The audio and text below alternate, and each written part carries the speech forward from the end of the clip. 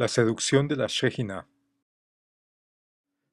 Desde fines del siglo XX y por lo que va del siglo XXI se ha popularizado el uso de la palabra Shejina en el contexto de las llamadas iglesias cristianas. En la cultura popular católica romana también viene creciendo la moda de la Shejina y también hay una industria discográfica equivalente. Hay toda una industria de la música cristiana contemporánea alrededor de esta palabra, al tiempo que su concepto y todo lo que se relaciona con ella viene conociéndose cada vez más. Muchos entienden que la palabra Shejinah significa la presencia de Dios, pero no saben que no es una palabra bíblica. La Shejinah es una palabra femenina que no se encuentra en la Biblia, sino que pertenece a la escuela cabalística, siendo de origen caldeo, que significa originalmente morada o habitación. Al profundizar en el contexto de la palabra, se encuentra que la Shejinah está rodeada de todo un universo oscuro. La Shejina pertenece a la Cábala y la Cábala es una escuela de pensamiento esotérico que algunos relacionan con el ocultismo. Y si me preguntan qué es el pensamiento esotérico, el esoterismo es un conjunto de creencias pseudocientíficas y místicas relacionadas con cosas como la nueva era, la parapsicología, astrología, gnosticismo, ufología, magia blanca, espiritualidad pagana, etc., muchas de las cuales, y esto es muy curioso, son presentadas en programas y canales que tienen toda la apariencia de respetabilidad científica, como Discovery Channel, Nat Geo y History Channel. Muchos de los impulsores de la escuela cabalística son rabinos mesiánicos. Sin embargo, las escuelas rabínicas más tradicionales e importantes del judaísmo consideran que el cabalismo es una herejía. Una de las herejías de los cabalistas tiene que ver con la revelación divina, mientras que los rabinos tradicionales afirman que el canon hebreo está cerrado. Los cabalistas enseñan que la divinidad sigue hablando cotidiana e indefinidamente y afirman que muchos cabalistas tenían los dones que habían tenido los antiguos profetas y que hoy se pueden escribir libros tan inspirados como los libros de aquellos profetas. Uno de esos libros es el Zohar, escrito en hebreo en 1280 por Moshe ben Sem Tov, nacido en la provincia de León, al norte de España, siendo un tratado de las ciencias ocultas y en los siglos XV y XVI será el gran libro de texto de la secta de los alumbrados en España, en el mismo lugar donde generaciones después aparecerán los jesuitas. Según la Cábala, la Shejinah es la presencia femenina de Dios o la madre del mundo y corresponde a una de las esferas o vasos en los que se divide la esencia de Dios. La esfera de la Shejinah, aunque no pertenece a las 9 esferas principales, pues es una esfera secundaria, corresponde a la parte femenina de Dios o al órgano femenino de Dios.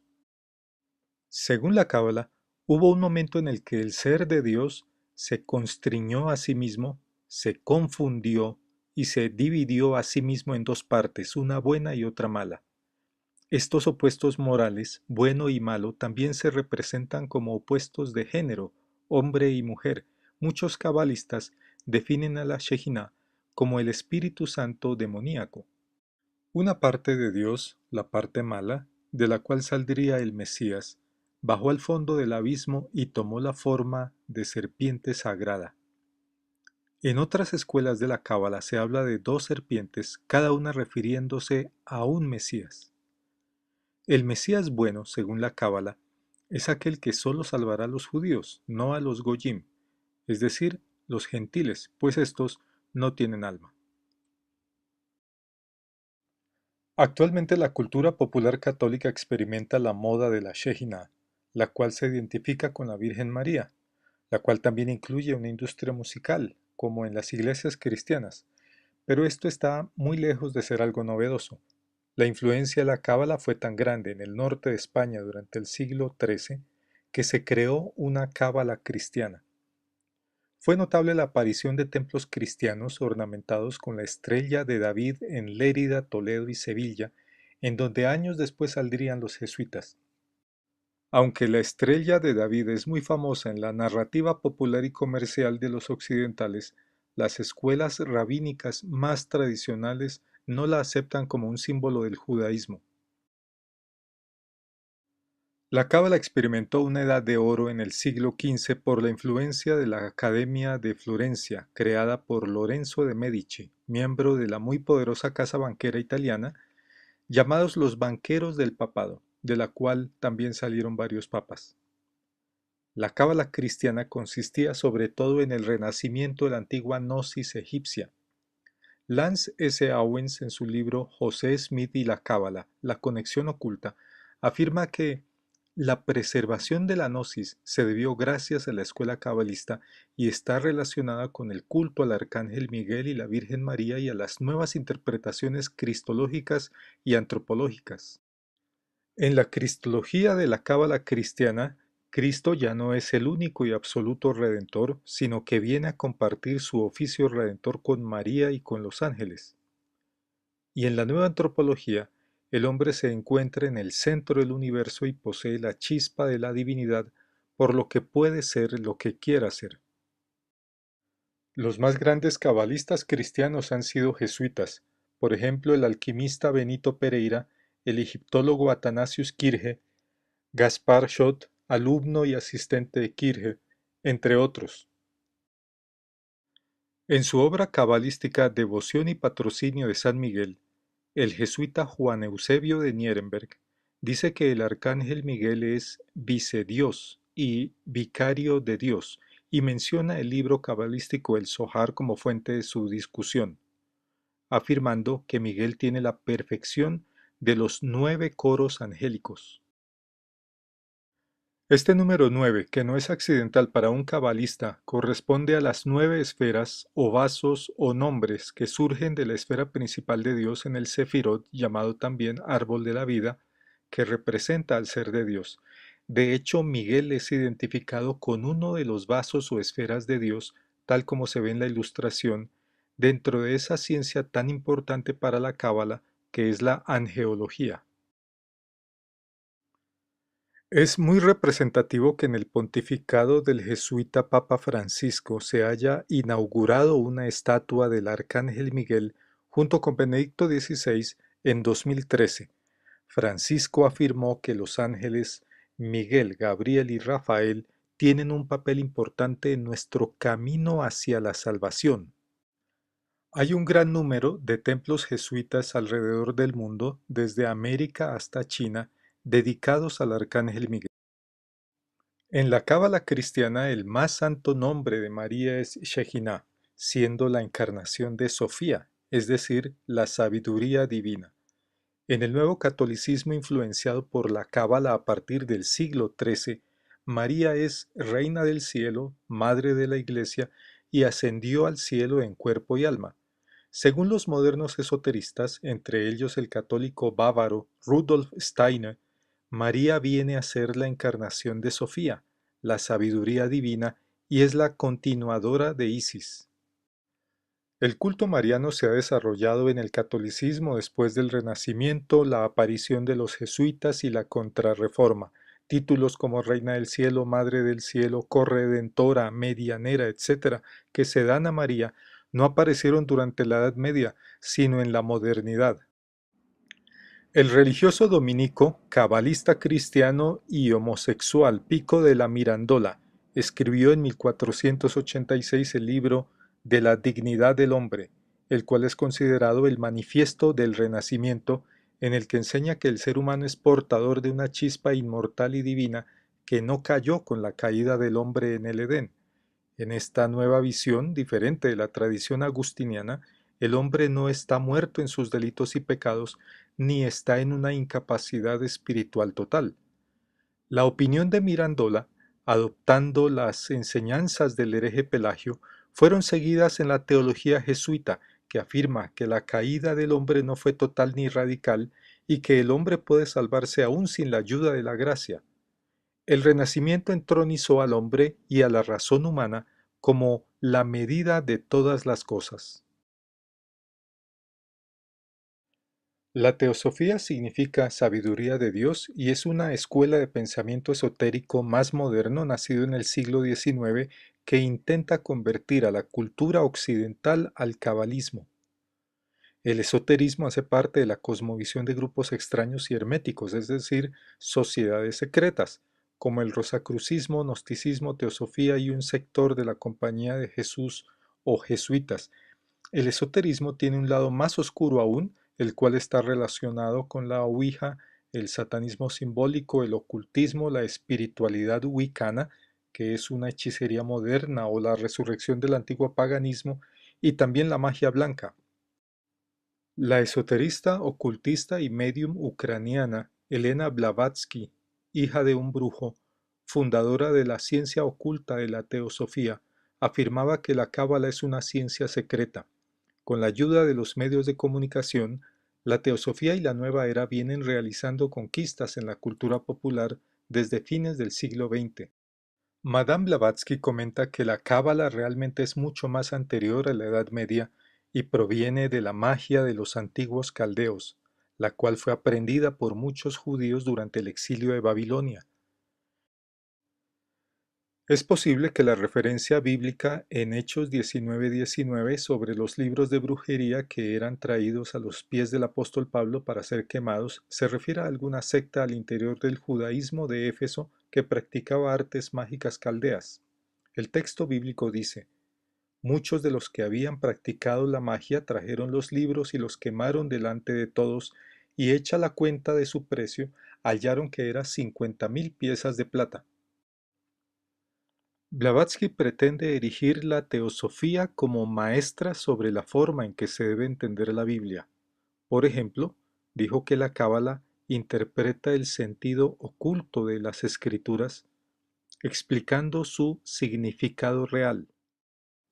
La feminista y marxista Annie Besant, editora de la revista Lucifer, llamada después The Theosophical Review o Resumen Teosófico, cofundadora de la masonería femenina y tercera presidenta de la Sociedad Teosófica, fue coautora del libro Transactions, junto con su maestra Madame Blavatsky. En este libro, Besant coloca las siguientes palabras: creo que es a través de las iglesias y no a través de la sociedad teosófica que la teosofía puede y debe llegar a grandes masas de gente en Occidente. La influencia de la cábala en las sectas pseudocristianas es muy grande. La enseñanza de la Shejina se encuentra en las sectas del mormonismo, adventismo y testigos de Jehová, que son sectas judaizantes, sionistas y premilenialistas, todas las cuales afirman que Dios habló a través de sus líderes que ellos llaman profetas. El mormonismo enseña que la Shejina es la forma en que Dios se apareció a su profeta José Smith, quien también era hijo de un brujo. Elena de White, fundadora de la secta adventista, menciona la Shejina en el libro Principio del Fin, lo mismo que en Patriarcas y Profetas. Elena Blavatsky, que como hemos dicho era ocultista y cabalista, fundadora de la Sociedad Teosófica y contemporánea de Elena de White, afirmó que los adventistas tenían una fe robusta y se mantuvo interesada en el contenido de las supuestas visiones de Elena de White. Charles Taze Russell menciona a la Shejina en su libro Expanded Biblical Comments. La cristología y antropología pseudocristiana guarda semejanza con los postulados de la cábala cristiana, pues Cristo no es único ni absoluto redentor, y el hombre no es un ser en un estado de incapacidad total. Adventistas y testigos de Jehová afirman que Jesucristo es el arcángel Miguel y que su obra de redención lo realiza al lado de Azazel, el cual es la personificación del demonio. El hecho de que el arcángel Miguel sea divino y que tenga una vocación mesiánica, como enseñan Elena Blavatsky y Elena de White, presenta claramente la relación entre cábala y pseudocristianismo. La cábala también es una religión supremamente escatológica y su influencia en el cristianismo y en las sectas es muy grande. La escatología en el cristianismo y en todos o la mayoría de los sistemas religiosos es la doctrina de los últimos acontecimientos. La escatología de las sectas pseudocristianas es premilenialista, pues sostiene que Cristo viene por segunda vez antes de un milenio literal. La noción de la semana milenial, según la cual el mundo durará 7000 años literales desde la creación de Adán hasta el juicio final, es una noción que no es bíblica, sino que proviene de la Cábala.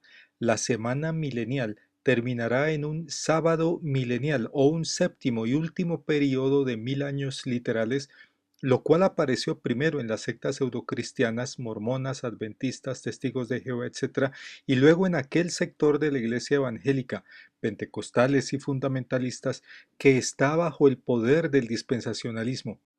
Para el libro ocultista medieval Zohar, el cambio de milenio ocurriría en 1840, lo cual fue ajustado y adaptado por la secta mormona, la cual dijo que Joseph Smith sería coronado rey del reino de Dios en 1844, mientras que el adventismo afirma que en 1844 fue cuando Cristo entró al santuario celestial a continuar con su trabajo de expiación. ¿Qué es el dispensacionalismo? Es una doctrina escatológica surgida a fines del siglo XIX, sostenida por el pentecostalismo y el fundamentalismo. Uno de los creadores fue Cyrus Ingerson Scofield y se ha popularizado mucho a través de la Biblia de Estudio Scofield, que es entre los evangélicos la Biblia de estudio de mayor venta en muchos idiomas. Scofield hacía uso de la palabra Shekinah en sus discursos públicos. Esta palabra aparece 9 veces en la Biblia de Estudio Scofield, cuando no hay razón alguna para insertar una palabra que es del todo ajena al texto del Antiguo Testamento, pues no es una palabra bíblica. Scofield tuvo que haber recurrido a los libros cabalistas para tomar de allí esa palabra, pues es del todo inexistente en los libros de los padres de la Iglesia, los tratados teológicos, los materiales homiléticos, las confesiones de fe, los himnos, etc. En las notas de pie de página de Éxodo 27:20, Scofield dice que hay dos luces, una la luz de Cristo y otra el Shekinah, que brilla en la faz de Jesucristo, lo que podría entenderse, si se toma el significado original de Shekinah en la Cábala, como una equiparación o contraposición del principio masculino y femenino que corresponde a la noción de los dos Mesías y los dos principios dentro del ser de Dios. Y si los dispensacionalistas quisieran negar esta correlación, queda la pregunta: ¿por qué colocar una palabra cabalística para después pretender que el comentario no quiso llegar a esa conclusión? John Nelson Darby, precursor del dispensacionalismo y miembro de la secta de los Hermanos Libres, compuso un poema titulado Árbol de Vida. El árbol de vida es el nombre que da la cábala al Sefirot. Y esta correlación no se habría hecho de no ser porque Darby menciona la Shekinah en 4 de sus libros, 3 de los cuales aparecen en pantalla, y porque se han descubierto abundantes y raras coincidencias entre los términos usados por Darby y los términos usados por Elena Blavatsky en sus libros. Entre ellos figuran, para referirse a Dios, absoluto, arquitecto, arquitecto celestial, fuerza vital, mente divina, ser divino y divina esencia, y un largo etcétera. Arno Gaebelein, quien aparece como consultor de la Biblia Scofield, aunque se cree que fue su verdadero autor, menciona profusamente la Shekinah en 4 de sus libros. Los grandes dispensacionalistas Darby, Scofield y Gaebelein heredaron su sistema teológico del jesuita chileno Francisco Rivera, quien creó la escuela futurista de interpretación del Apocalipsis, cuando el futurismo escatológico es una característica distintiva de la Cábala. En la época de Darby, Scofield y Gaebelein, la iglesia evangélica era totalmente ajena al futurismo.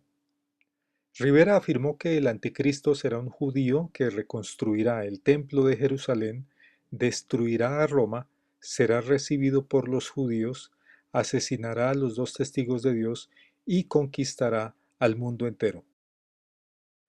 El dispensacionalismo también sostiene que habrá un milenio literal después de la segunda venida de Cristo, al igual que las sectas milenaristas, solo que en el siglo XX y con 170 años de diferencia respecto de lo que había dicho el libro cabalístico Zohar, la nueva fecha para el inicio del milenio fue propuesta por muchas personas.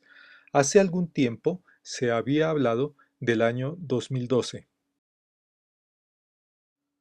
Como se dijo, la Shejinah está acampada más que todo en el contexto de las iglesias cristianas, llamadas iglesias no católicas o iglesias emergentes, iglesias que no pertenecen a ningún tipo de confesión o tradición cristiana histórica, pero que son fruto de los movimientos pentecostales y carismáticos en las que se practican los dones de sanidad, hablar en lenguas, visiones, profecías, la música cristiana contemporánea, etc.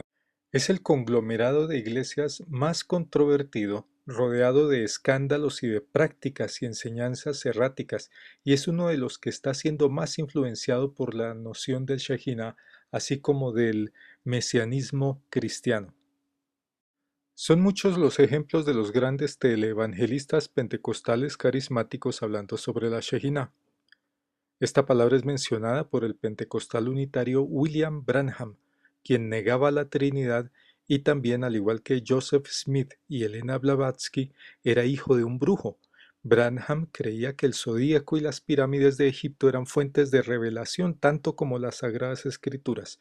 En la foto se observa a Branham junto a Oral Roberts, su continuador y uno de los grandes líderes pentecostales trinitarios de su tiempo.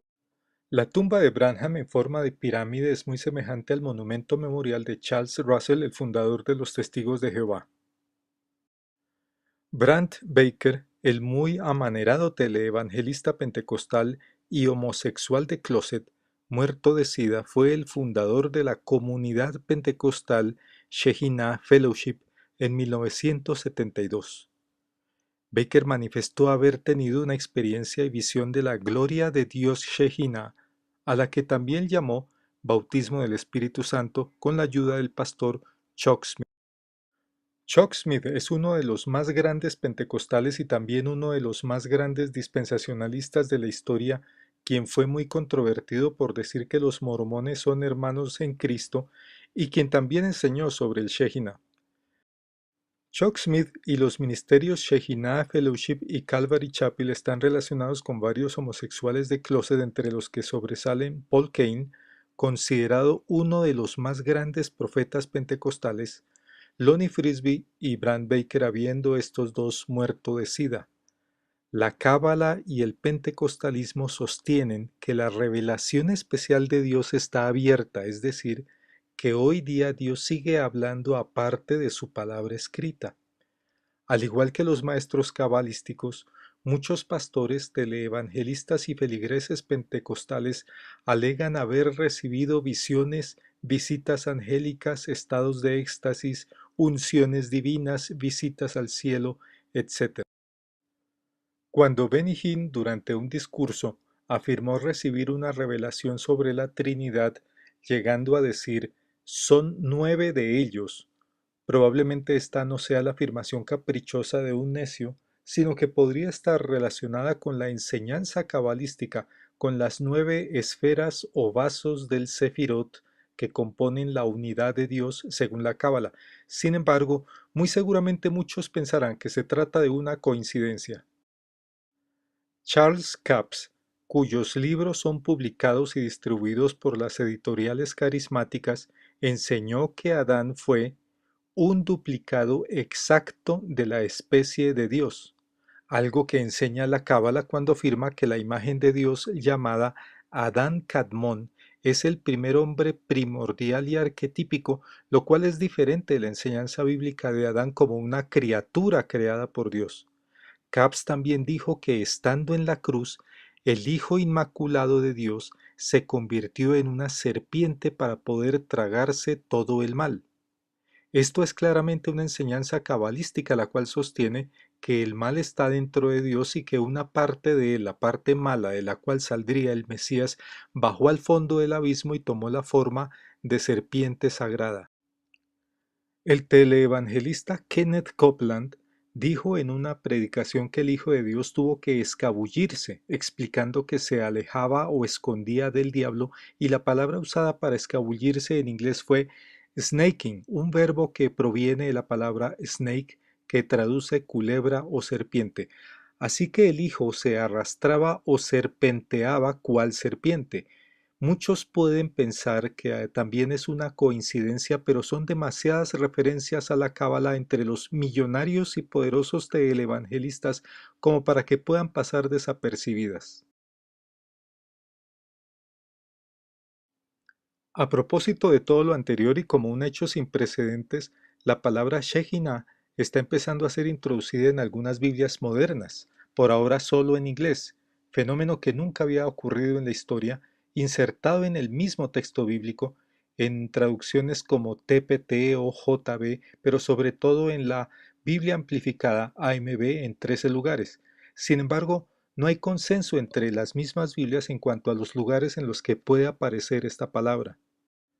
Como si todo esto fuese poco, todas estas Biblias modernas se elaboraron a partir de la moderna crítica textual de Westcott y Hort, quienes fueron amigos de la ocultista Elena Blavatsky. Algunos llaman a Westcott y Hort los vasos de deshonra, debido a que ambos participaron del ocultismo. Westcott creó la Sociedad Espiritista Ghostly Club en 1851 en la Universidad de Cambridge, junto con el obispo anglicano Edward White Benson, quien después llegaría a ser nada menos que arzobispo de Canterbury, a la cual asistía Elena Blavatsky y otras personas famosas de la época, como Charles Dickens, quien aparece en la foto. En el Ghostly Club se investigaban los fenómenos paranormales de telepatía, mesmerismo, apariciones, mediums, etc. Tampoco es pura casualidad que Westcott y Hort también fundaran el Club de Hermes y que Elena Blavatsky afirmara en su doctrina secreta que Satanás y Hermes son absolutamente el mismo, el dragón de la sabiduría, es decir, la serpiente. Hermes corresponde al dios del mal de la mitología egipcia, lo cual hacía parte de la doctrina gnóstica, y en el mismo símbolo de la teosofía aparece la serpiente sagrada. Los extraños vínculos entre la ocultista Blavatsky y el mundo académico de la crítica textual, la teología liberal y la jerarquía anglicana han sido documentados por muchos investigadores, entre ellos el eminente historiador español César Vidal. Los profetas y los apóstoles nunca hicieron uso de la palabra Shekinah, como tampoco los padres de la Iglesia, ni los mártires, ni los prerreformadores, ni los reformadores, ni los puritanos, ni los grandes misioneros, ni los grandes teólogos, ni los grandes predicadores. Esta palabra es totalmente ajena a la historia del cristianismo y también para el judaísmo. La palabra solo empezó a ser usada por unos cuantos judíos poco ortodoxos en la Alta Edad Media hacia el siglo XIII.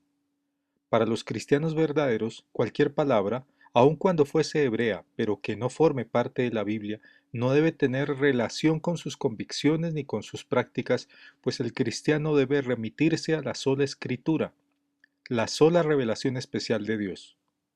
No hay razón para que la conciencia del cristiano acepte algo que se presenta con la apariencia de ser autoritativo, pero que se encuentra muy por fuera de la revelación divina. Por todo esto es un error muy grave tomar una palabra que posee trasfondos tan oscuros para usarla como una expresión de uso común o como una palabra teológica, sobre todo en la adoración a Dios.